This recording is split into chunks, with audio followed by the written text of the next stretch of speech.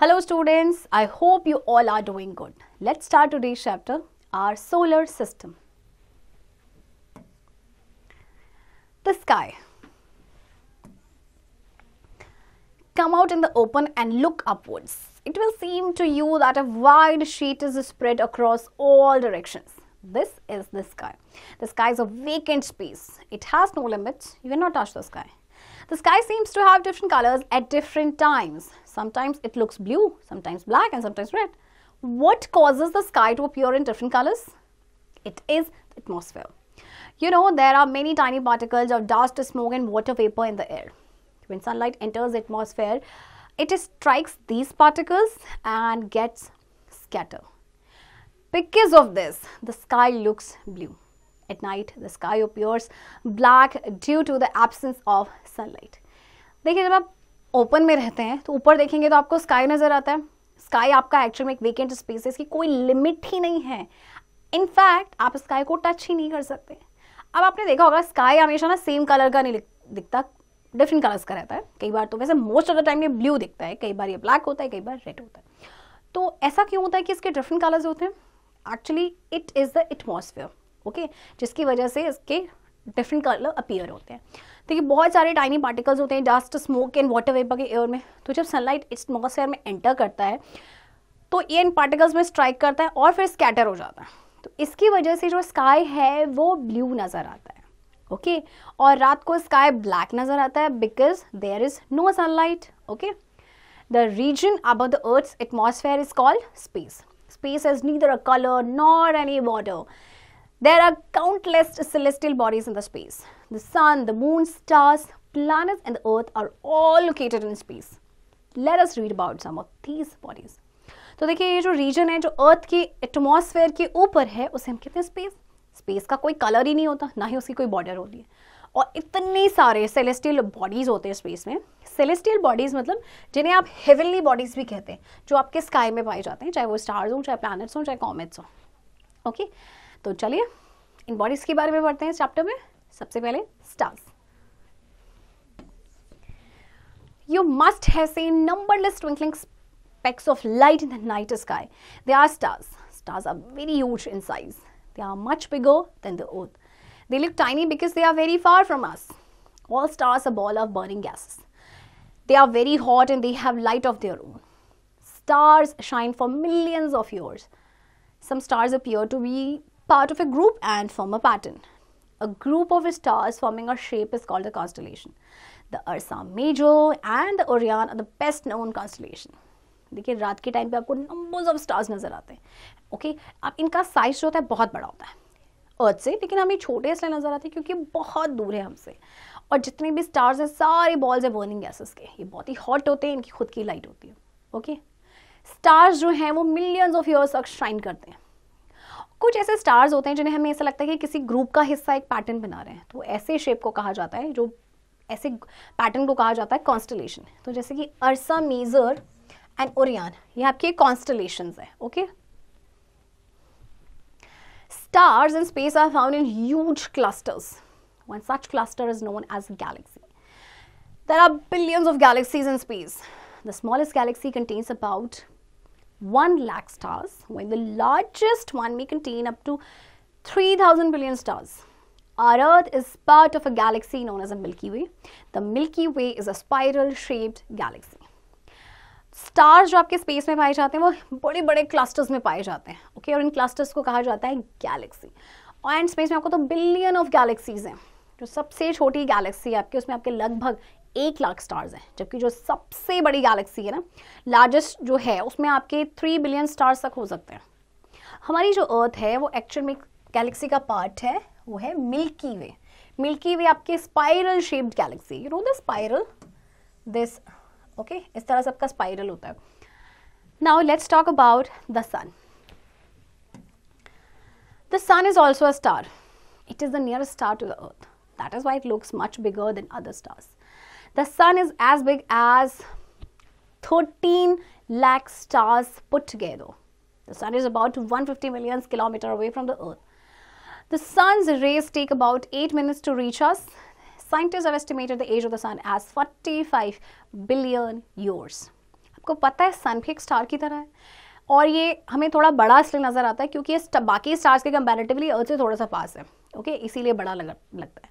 और आपके पता है सन कितना बड़ा है, देखिए इतनी अर्थ, 13 लाख अर्थ उसमें आ सकती हैं, और इसका डिस्टेंस है लगभग 150 billion kilometre from the earth.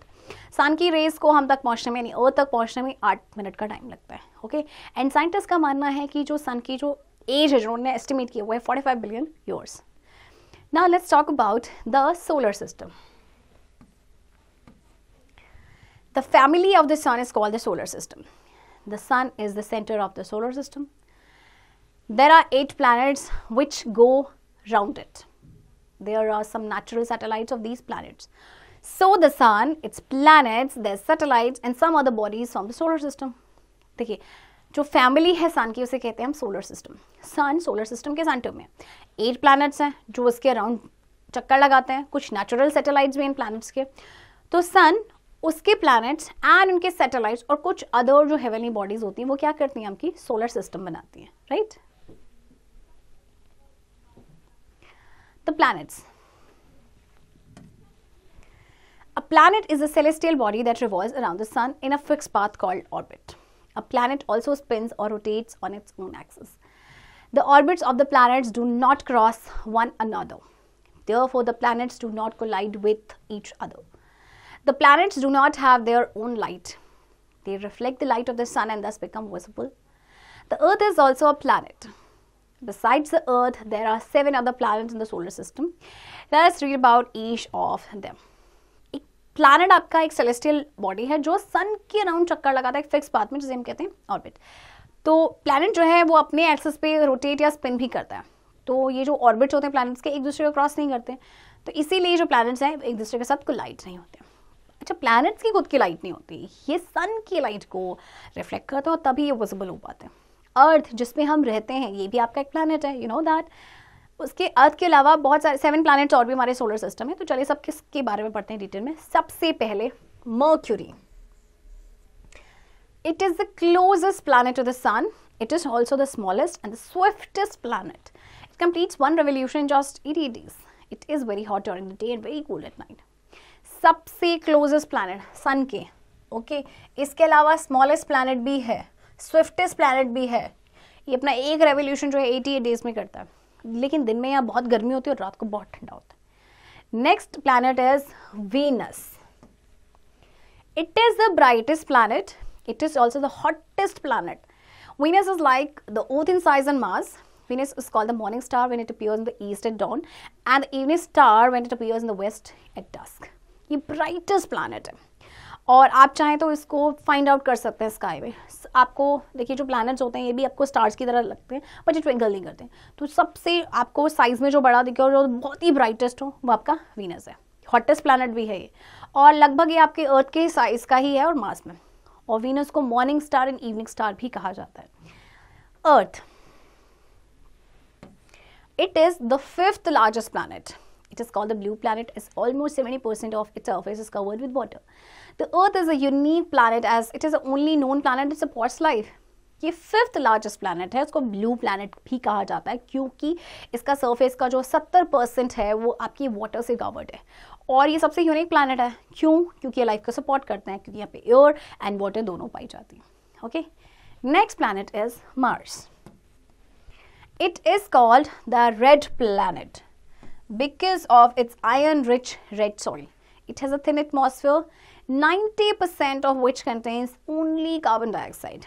Mars को रेड प्लैनेट भी कहा जाता है और इसका काफ़ी थिन एटमॉस्फेयर होता है। 90% जो है इसका 95% उसमें आपका क्या है आपका कार्बन डाइऑक्साइड, राइट।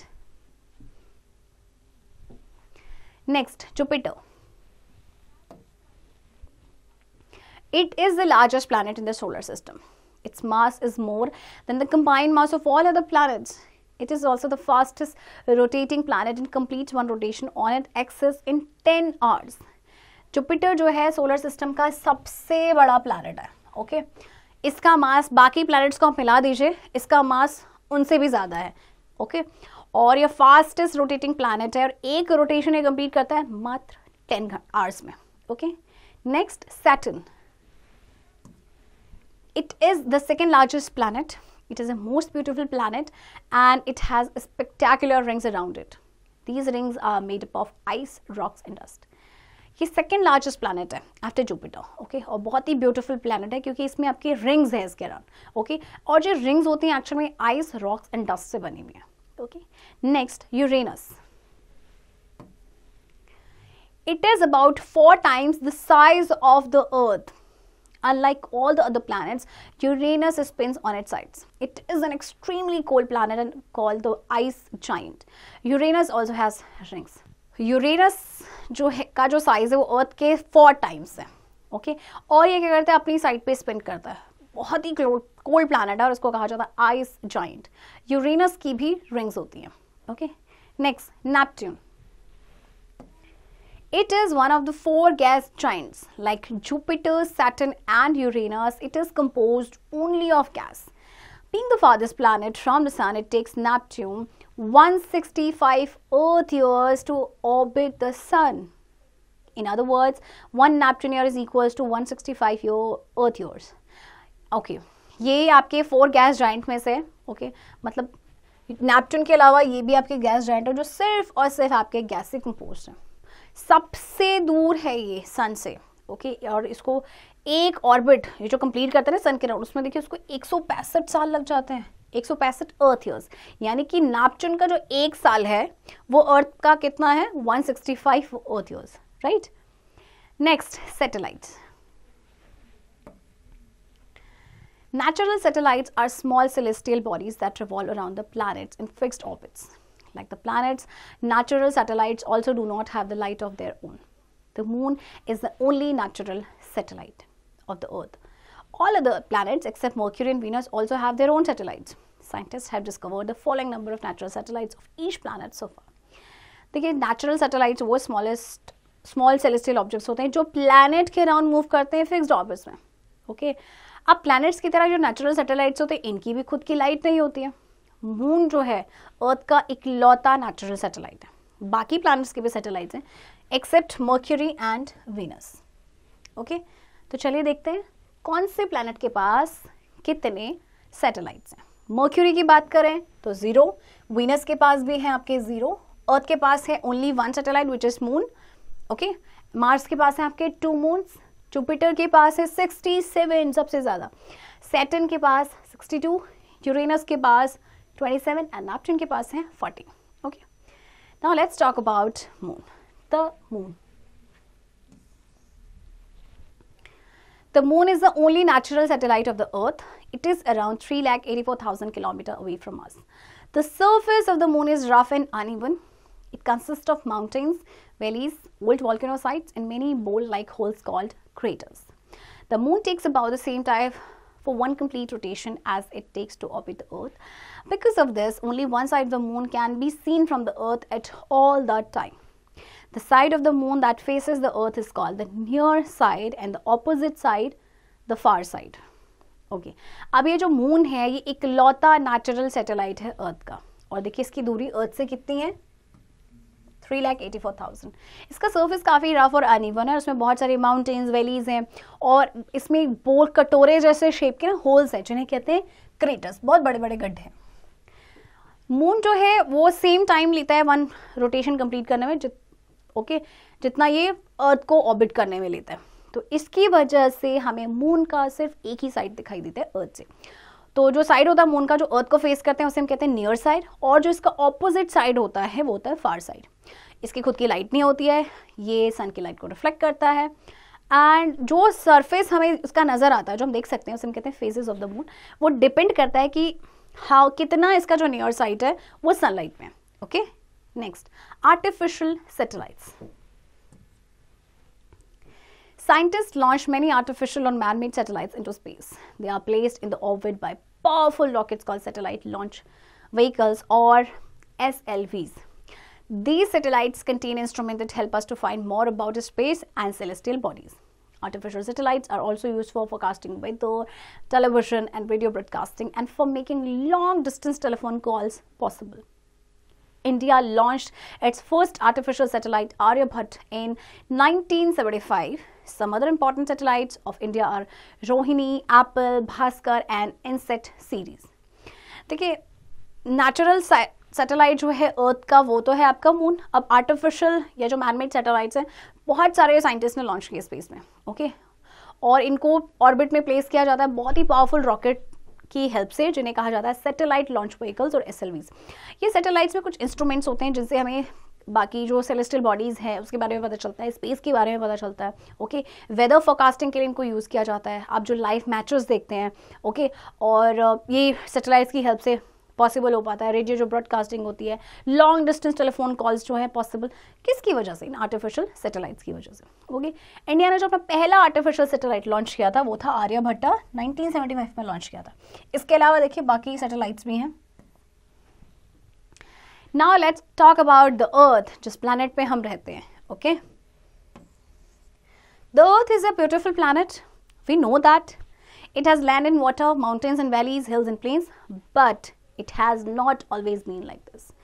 अर्थ में वाटर, माउंटेन, वैलीज, हिल्स हैं, लेकिन क्या ये हमेशा से ऐसी था? नहीं, ये हमेशा से ऐसे नहीं था. In the beginning the earth was a huge ball of gases. Gradually it cooled. As it cooled, it also became hard and wrinkled folds started appearing on its upper surface. These folds were later called hills and mountains, ranges. Rainwater started collecting in its deep lower areas. This resulted in the formation of oceans, seas, lakes, etc. In this manner, the present Earth has evolved. देखिए शुरुआत में अर्थ ना एक बहुत बड़ी ball थी gases की. धीरे धीरे ये ठंडी हुई और जैसे जैसे ये ठंडी हुई ये हार्ड हो गई, रिंकल फोल्ड्स अपीयर होने लगे इसके अपर सरफेस पे. फिर इन फोल्ड्स को बाद में कहा गया hills and mountain ranges. Okay फिर रेन वाटर जो है जो डीप लोअर एरियाज थे उसमें कलेक्ट होना स्टार्ट हो गया. इसकी वजह से फिर ओशंस बने, आपके लेक्स बने, सीज बने. ओके और इस तरह से जो अर्थ है, जो अभी है प्रेजेंट अर्थ, वो इवॉल्व हुई. Okay now let's talk about the structure of the earth. The structure of the earth can be divided into 3 distinct layers. Outermost layer is the crust. It consists of water, land, mountain, etc. Below the crust is the mantle. It is made up of rocks and metals. The innermost part is called the core. It is further divided into 2 parts. The solid inner core and the liquid outer core made of molten metals. अब देखिए अर्थ की जो layer है उसको 3 layers में divide किया गया है. ओके तो जो आउटर मोस्ट लेयर है वो है आपकी क्रस्ट, जिसपे हम रहते हैं. ओके इसमें आपकी वाटर, लैंड, माउंटेन्स. क्रस्ट के बाद आती है आपकी मेंटल, जो रॉक्स एंड मेटल से बनी है. एंड जो इनर मोस्ट पार्ट है वो है आपका कोर. अब कोर को भी 2 पार्ट्स में डिवाइड किया गया. एक तो है सॉलिड इनर कोर और एक है लिक्विड आउटर कोर जो मॉल्टन मेटल से बने हुए. Okay next, movements of the earth. The earth shows 2 different movements. It spins or rotates on its axis like a top. This movement is called rotation. The time taken by the earth to complete one rotation is 24 hours or 1 day. The rotation of the earth causes day and night. अर्थ देखिए 2 different movement show करती है. एक तो अपने axis पे ये move करती है. ओके तो इस मूवमेंट को कहा जाता है रोटेशन, जिसकी वजह से आपके दिन और रात होते हैं. अर्थ को एक रोटेशन कंप्लीट करने में लगता है 24 आवर्स का time. Okay The earth moves around the sun in a fixed orbit. This movement is called revolution. The time taken by the earth to complete one revolution is 365 1/4 days or 1 solar year. The revolution of the earth along with its tilt are the causes of the change in seasons. अब देखिए एक तो अर्थ अपने access में move करती है which is rotation. अर्थ जो है सन के अराउंड भी मूव करती है फिक्स्ड ऑर्बिट में, तो उस मूवमेंट को कहते हैं रेवोल्यूशन. और एक रेवोल्यूशन कंप्लीट करने में अर्थ को लगता है 365 1/4 डेज और 365 डेज 6 आवर्स. ओके अर्थ का जो रेवोल्यूशन है उसकी वजह से क्या होता है, देखिए एक तो उस पर एक्सेस पे टिल्ट है. ओके तो रेवोल्यूशन जब अर्थ का होता है इसकी वजह से आपके सीजन्स बनते हैं. ओके चेंजेस आते हैं आपके सीजन्स में. राइट स्टूडेंट्स, आई होप आपको ये चैप्टर इंटरेस्टिंग लगा होगा एंड चैप्टर की प्रैक्टिस अब आप खुद से करेंगे.